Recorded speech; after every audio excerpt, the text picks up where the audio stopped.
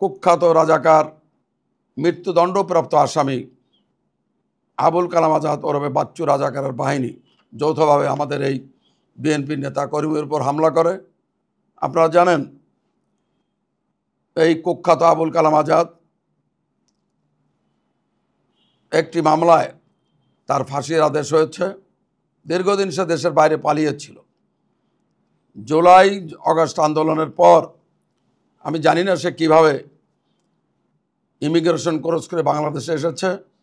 তার এবং তার ছেলে ড্রাগ অ্যাডিক্টেড মুস্তাইন বিল্লাহ জিহাদ এবং তার কিছু নিকট আত্মীয় স্বজন আছে, তাদের নেতৃত্বে বলমারী উপজেলার পরামর্শদ ইউনিয়ন মহেন্দ্রবাজার প্রতিনিয়ত লুটপাট, অগ্নিসংযোগ, জোরপূর্বক চাঁদা আদায়ের কার্যক্রম চলছে। আমি বহুবার প্রশাসনের দৃষ্টি আকর্ষণ করার চেষ্টা করেছি।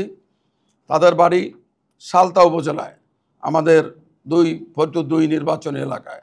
কীভাবে তারা অন্য একটি থানায় এসে একের পর এক লুটপাট, চাঁদাবাজি করছে, মানুষের বাড়িতে অগ্নিসংযোগ করছে, মা বোনের উপর অত্যাচার নির্যাতন করছে এবং তাদের অত্যাচারে বহু দরিদ্র নিরীহ মানুষেরা এই দেশ থেকে পালিয়ে যাওয়ার জন্যে বা অন্যত্র পালিয়ে থাকতে বাধ্য হচ্ছে। একটি দেশ, স্বাধীন সার্বভৌম দেশ, সে দেশে আইন আছে, নিয়ম কানুন আছে।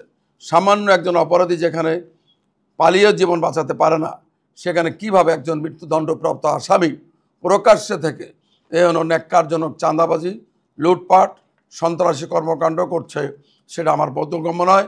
আমি পুলিশ প্রশাসন, বিশেষ করে আমাদের বর্তমান যে ইন্টারিম গভর্নমেন্ট আছে, এই গভর্নমেন্টের প্রধান ডক্টর ইউনূস সাহেবের কাছে আমি আবেদন করতে চাই, স্বরাষ্ট্র মন্ত্রণালয়ের স্বরাষ্ট্র উপদেষ্টা, ওনার কাছে আমি আবেদন করতে চাই, এখনও অপরাধী যদি প্রকাশ্যে ঘুরে বেড়ায়, এখনও অপরাধী যদি মৃত্যুদণ্ডের দণ্ড মাথায় নিয়ে একের পর এক অপরাধ করতেই থাকে, তাহলে তো এদেশে মানুষের আর কোনো আশ্রয়ের স্থল থাকবে না।